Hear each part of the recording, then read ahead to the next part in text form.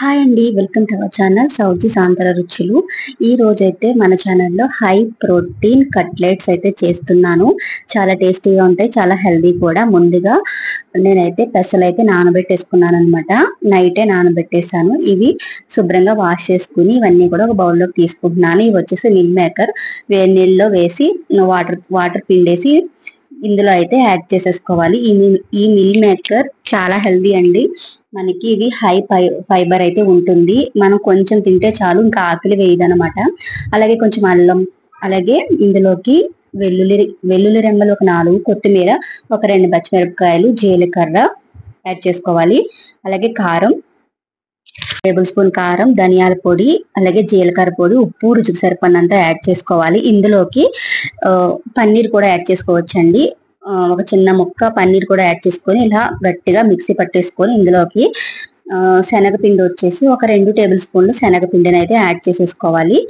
ఈ శనగపిండి అంతా కూడా బాగా మిక్స్ చేసేసుకొని దీన్ని ఇప్పుడు స్టవ్ పై ఒక ప్యాన్ పెట్టుకొని ఇలా మనకి నచ్చిన షేప్ లో చేసుకోవచ్చండి. ఇలా నేను చిన్న చిన్న కట్లెట్స్ లాగా ఈ ప్యాన్ పై వేస్తున్నాను. నెయ్యి లేదా నూనె మీకు నచ్చినట్టు వేసుకోవచ్చు. నెయ్యి తినాలనుకునే వాళ్ళు నెయ్యి కూడా యాడ్ చేసుకోవచ్చు, లేదా బటర్ కూడా వేసుకోవచ్చు. ఇలా వేసుకున్న తర్వాత 2 వైపులా కాల్చేసుకోవాలి. చాలా టేస్టీగా ఉంటుందండి. పిల్లలకి టిఫిన్ బాక్స్ లోకి, ఇది లంచ్ బాక్స్ లోకి బెస్ట్ రెసిపీ అని చెప్పొచ్చు. ఇది మనకి నీరసం రానికుండా చేస్తుంది. అలాగే మార్నింగ్ స్కూల్ కి వెళ్తారు కాబట్టి వాళ్ళు తిన్న తర్వాత మళ్ళీ ఇంటికి వచ్చే వరకు కూడా వాళ్ళకి నీరసం రాదు, ఆకలి కూడా వేయదు అనమాట. మంచిగా బలంగా ఉంటుంది అనమాట ఈ ఫుడ్ అయితే. అప్పుడప్పుడు ఇలాంటి టిఫిన్స్ కూడా పిల్లలకి చేసి పెడుతూ ఉండండి. ఇక్కడైతే నేను వేస్తాను కదా, ఇవి 2 వైపులా కాల్ చేసుకోవాలన్నమాట. మూత పెట్టేసి ఫస్ట్ మగ్గనివ్వాలి.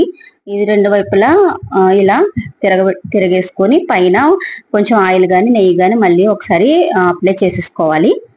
అంతేనండి, చాలా సింపుల్ గా మనకి హై ప్రోటీన్ కట్లెట్స్ అయితే రెడీ అయిపోయాయి. ఇది మనం ఏ చట్నీతో అయినా తినొచ్చు, మనకు నచ్చిన చట్నీతో. లాస్ట్ కి టమాటా సాస్ కూడా చేసుకుని తినొచ్చు. నేనైతే కొత్తిమీర టమాటా చట్నీ చేశాను. ఇష్టం లేని వాళ్ళు టమాటా సాస్ చేసుకోవచ్చు, లేదా కోకోనట్ చట్నీ కూడా వేసుకుని తినొచ్చు అనమాట. ఈ వీడియో నచ్చితే like, share, subscribe. Thank you for watching. Bye.